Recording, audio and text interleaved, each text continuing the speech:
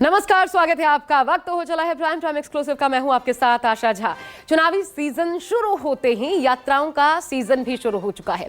इसका असर इतना है कि प्रतिद्वंदियों से फाइट तो बाद में होगी, पहले अंदरूनी प्रेशर पॉलिटिक्स के लिए भी इसका बखूबी इस्तेमाल हो रहा है। और ऐसा इसलिए क्योंकि राहुल गांधी के भारत जोड़ो न्याय यात्रा के बाद अब अखिलेश यादव ने भी अपनी पीडीए यात्रा की शुरुआत कर दी है। यानी अखिलेश गठबंधन में बड़े भाई की भूमिका तो चाहते ही हैं, साथ ही साथ चुनाव का एजेंडा भी अपने बूते ही सेट कर देना चाहते हैं, जिसके लिए हथियार बना है पीडीए। जी हां, यानी पिछड़ा दलित अल्पसंख्यकों की बात होगी। हालांकि पीडीए एमपी में पूरी तरह से फ्लॉप रहा, लेकिन बावजूद इसके समाजवादी पार्टी इसे बीजेपी को सत्ता से दूर करने का सबसे कारगर, सबसे बड़ा हथियार मान रही है। तो आज देखिए कैसे होगा 80 सीटों पर पीडीए वर्सेस एनडीए का ध्रुवीकरण।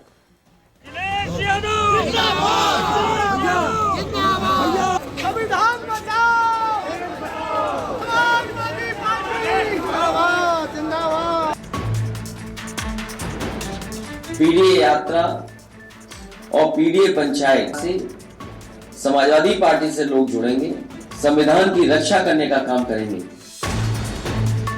2024 के सियासी रण को लेकर सभी दलों ने अपनी तैयारियों को धार देना शुरू कर दिया। चाहे सत्ता पर काबिज बीजेपी और उसके सहयोगी दलों का एनडीए गठबंधन हो, या फिर मोदी का विजय रथ रोकने के लिए तैयार हुआ विपक्ष का इंडिया गठबंधन, दोनों की तैयारी जीत की है। लेकिन संसद के लिए गठबंधन की लड़ाई अहम हो जाती और दिल्ली की गद्दी का रास्ता निकालने वाली यूपी की 80 सीटों के लिए दोनों टीम का फोकस फिक्स होता नजर आ रहा।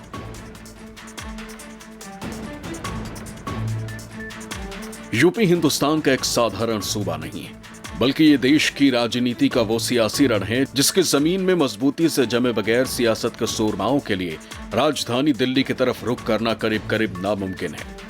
तभी तो पिछले 75 सालों में यह सियासत की सबसे बड़ी किंवदंती बन चुकी है कि लाल किले तक पहुंचने का रास्ता सिर्फ और सिर्फ लखनऊ से होकर ही गुजरता है।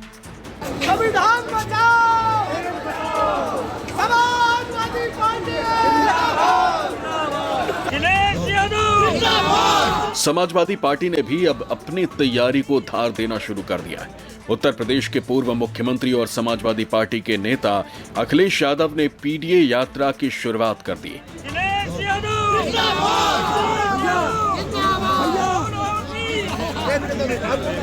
अखिलेश यादव ने लखनऊ के प्रदेश कार्यालय से हरी झंडी दिखाकर इस यात्रा का शुभारंभ किया।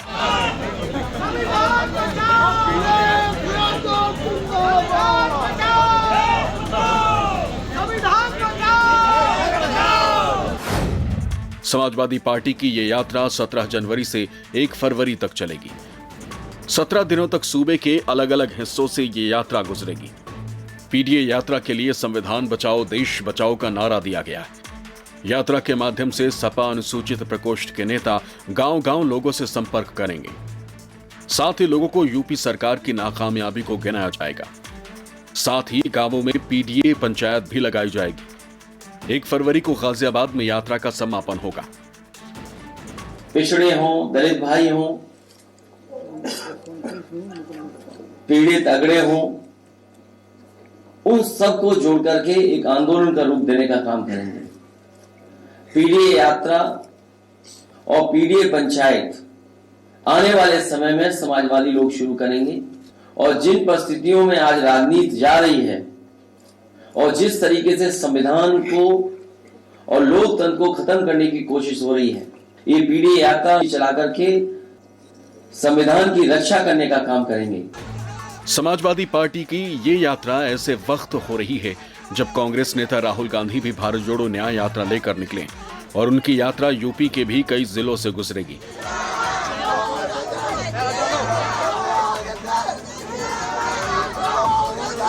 समाजवादी पार्टी अध्यक्ष अखिलेश यादव ने कहा है कि पीडीए यात्रा न्याय और हक की यात्रा है। जिस तरह से संविधान और लोकतांत्रिक मूल्यों को नष्ट करने की कोशिश की जा रही है, ऐसे में पीडीए की यात्रा हमारे संविधान के रक्षक के रूप में काम करेगी।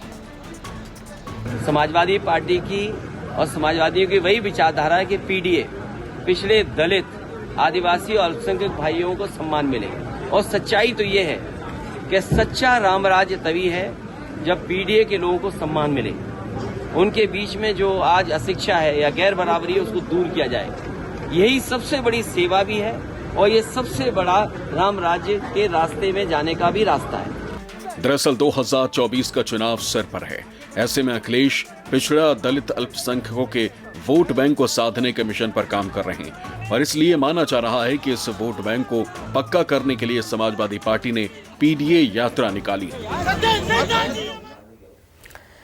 तो पीडीए यात्रा की शुरुआत हो चुकी है। 2024 को साधने के लिए सभी दल हालांकि यात्राओं का सहारा ले रहे हैं और ऐसे में समाजवादी पार्टी भी यात्रा के सहारे ही 2024 में यूपी की 80 लोकसभा की जो सीटें हैं उन पर जीत का फॉर्मूला लेकर मैदान में उतर चुकी है, जिसे नाम दिया गया है पीडीए साइकिल यात्रा। तो कैसे पीडीए फॉर्मूले के तहत अखिलेश 24 को साधने की तैयारी कर रहे हैं, चलिए आपको हम बताते हैं और समझाते हैं क्या होने वाला है। वैसे बीजेपी के बाद अगर सबसे तेज गति से कोई तैयारी में है चुनाव की तो वो अखिलेश यादव ही, समाजवादी पार्टी ही यूपी में नजर आती है। तो देखिए एनडीए के मुकाबले यूपी में पीडीए का फॉर्मूला दिया गया है। अखिलेश जानते हैं यूपी में एनडीए को हराना आसान काम नहीं है क्योंकि केंद्र में बीजेपी की सरकार है, प्रदेश में योगी सरकार यानी डबल इंजन, और प्रदेश में सवर्ण और ओबीसी वोट बैंक का साथ हमेशा से बीजेपी को मिलता भी रहा है और ऐसे में इसकी काट के लिए अखिलेश ने पीडीए यानी कि पिछड़ा दलित अल्पसंख्यक वाला दाम चल दिया है ताकि इस वोट बैंक के बिखराव को वो रोक पाए। क्योंकि 2019-2022 के दोनों चुनाव, लोकसभा विधानसभा के जो चुनाव थे उसमें दलित और पिछड़ों का वोट बैंक मायावती से छिटका था और बीजेपी के पाले में चला गया था।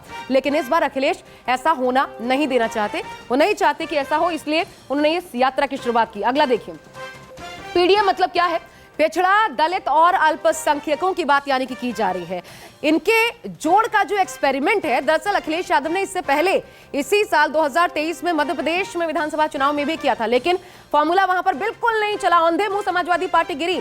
69 सीटों पर लड़ने वाली सपा एक सीट तक नहीं निकाल पाई, उल्टा 0.46 वोट शेयर के साथ एमपी में ये सपा का सबसे खराब प्रदर्शन रहा। सीधा सीधा ठीकरा अखिलेश यादव पर, उनके फॉर्मूले पर ही फोड़ा गया। आगे देखिए, पिछड़े जो हैं 39%, हम यूपी की चर्चा जब कर रहे हैं तो वहां पर पिछड़े 39% आते हैं। दलित 20%, अल्पसंख्यकों की बात करें तो ये लगभग 20% के आसपास, 19 कुछ फीसदी है अल्पसंख्यक भी यूपी में।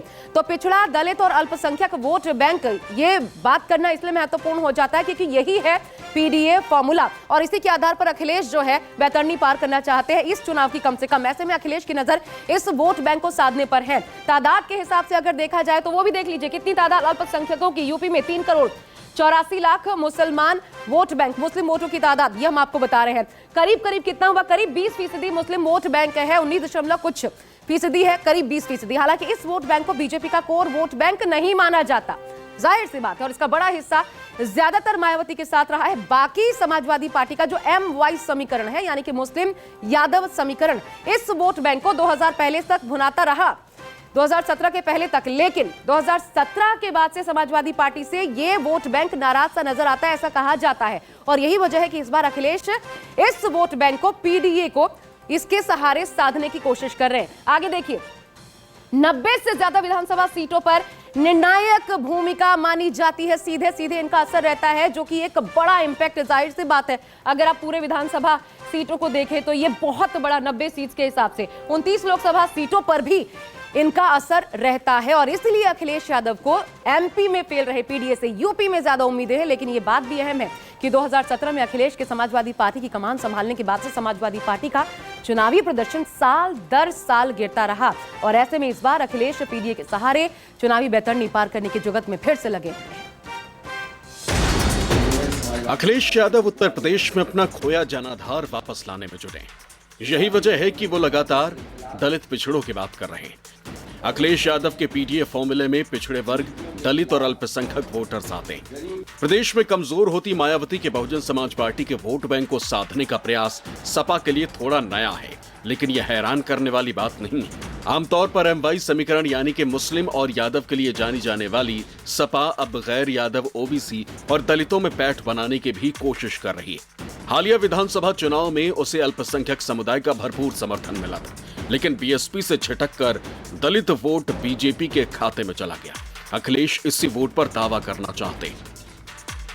समाजवादी पार्टी लंबे समय तक मुस्लिम और यादवों का समीकरण बनाती रही है, लेकिन बदली हुई परिस्थितियों में पीडीए में आंकड़ों को जोड़ने की भी बात करते हैं और आधी आबादी को भी जोड़ने की बात करते हैं। ऐसे में राजनीति में नई परिभाषा गढ़कर अखिलेश यादव कांग्रेस से भी नाराजगी जाहिर कर रहे हैं और भारतीय जनता पार्टी से भी नाराजगी जता रहे हैं। तो ऐसे में अगर गठबंधन बना भी लेते हैं तो आने वाले लोकसभा चुनाव में भारतीय जनता पार्टी का मुकाबला करना उनके लिए एक चुनौतीपूर्ण कार्य होगा। अखिलेश यूपी में इंडिया गठबंधन में खुद को बड़े भाई की भूमिका में देख रहे हैं। ऐसे में 2024 में 80 सीटों को साधने के लिए अखिलेश यादव यूपी में छोटे दलों के साथ संबंध मजबूत करके एक नई रणनीति तैयार कर रहे हैं। अखिलेश छोटे खिलाड़ियों के सहारे सियासी जमीन साधने में जुटे। हाल ही में अखिलेश यादव बनारस में नेशनल इक्वल पार्टी के कार्यक्रम में पहुंचे। पहले SBSP पार्टी में रहे शशि प्रताप सिंह ने नेशनल इक्वल पार्टी बनाई। अखिलेश महेंद्र राजभर की पार्टी सुहेल देव स्वाभिमान पार्टी के आयोजन में मऊ गए थे।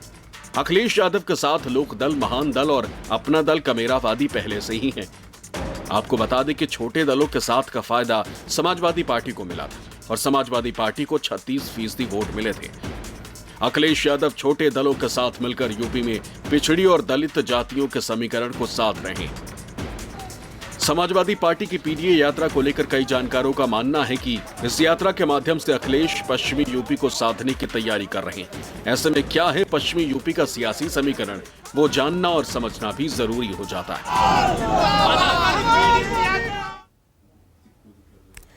तैयारी तो पूरी है, लेकिन इतना तय है कि 2024 का ये चुनाव अखिलेश यादव के लिए अग्नि परीक्षा है, उससे कम नहीं है। यूपी में बीजेपी के खिलाफ गठबंधन में अपनी अगुवाई चाहते हैं, इसलिए भी दबाव ज्यादा है। तो वो दलित, पिछड़ों, अल्पसंख्यकों के वोट बैंक को साधना चाहते हैं और खासकर अखिलेश की निगाहें पश्चिमी यूपी की उन 19 लोकसभा सीटों पर टिकी है, जिसको लेकर कहा जाता है कि जिसने भी वेस्ट यूपी की उन 19 सीटों को जीत लिया उसके लिए दिल्ली दरबार का रास्ता आसान हो जाता है। चलिए, ऐसे में आपको पश्चिमी यूपी में सीटों का गणित भी हम आंकड़ों के लिहाज से समझा देते हैं। कितनी सीटें आती हैं आपको दिखाते हैं पश्चिमी यूपी में कुल मिलाकर के, क्योंकि लोकसभा चुनाव के लिहाज से पश्चिमी यूपी इंपॉर्टेंट हो जाता है। किसान आंदोलन हुआ, कहा गया नाराजगी होगी बीजेपी के साथ, लेकिन ऐसा देखने को नहीं मिला। आप देखिए पार्टी कितनी सीटें और कुल जिला हम आपको दिखाते हैं। 2019 के लोकसभा चुनाव के लिहाज से बीजेपी 12 सीटें जीती, कुल मिलाकर के जिले जो है वो 14 हैं और कुल लोकसभा की सीटें देखिए यहां पर 19 आती हैं। 14 जिलों में 19 लोकसभा की सीटें, बीजेपी 12 जीती, समाजवादी पार्टी महज 3, गठबंधन में सपा बसपा गठबंधन में थी 3, बीएसपी को 4 सीटें मिली और कांग्रेस का सुपड़ा साफ नजर आया सारी सीटों पर। जहां जहां कांग्रेस ने अपने कैंडिडेट्स उतारे थे, खाता नहीं खुल पाया, औंधे मुंह सबसे बड़ी पार्टी को गिरना पड़ा, सबसे पुरानी पार्टी को देश की। यह हाल था पश्चिमी यूपी में। अब अगर जातीय गणित को हम समझने की कोशिश करें, उस पर गौर करें, तो देखिए किस प्रकार का यहां पर नजर आता है, किसकी कितनी आबादी है, संख्या कितनी भारी है। जाटों की बात करें 16 से 17%, दलित की 22 से 25%, मुस्लिम्स की 36 से 38%, यानी सबसे ज्यादा आप देख सकते हैं अल्पसंख्यक जिनकी बात की जा रही है, जिन पर अखिलेश यादव का जोर है, जिनसे नाराज भी बताए जा रहे हैं ये जो अल्पसंख्यक है अखिलेश यादव से। और ब्राह्मण भी यहां पर 10 से 12% के मार्जिन में आते हैं। तो ये जो पीडीएफ फॉर्मूला है, इसके तहत इन सभी को साधने की कोशिश इस बार अखिलेश यादव कर रहे हैं। मतलब देखा जाए तो वेस्ट यूपी में बड़ा वोट बैंक जो है पीडीए ही है, यानी कि पिछड़ा, दलित और अल्पसंख्यक का, जिस पर अखिलेश की निगाहें हैं, क्योंकि ये साफ है कि जिसके पाले में ये वोट बैंक जाएगा उसकी जीत पक्की होगी 2024 में। और यही वजह है कि अखिलेश ने अपने MY यानी कि मुस्लिम यादव समीकरण को एक्सटेंड कर दिया है, MP से यूपी ला दिया है, ताकि 2024 में यूपी में समाजवाद का झंडा बुलंद किया जा सके। प्राइम टाइम एक्सक्लूसिव में फिलहाल बस इतना ही। एक छोटा सा ब्रेक ले रहे हैं, खबरों का सिलसिला लगातार जारी रहेगा, आप बने रहिए।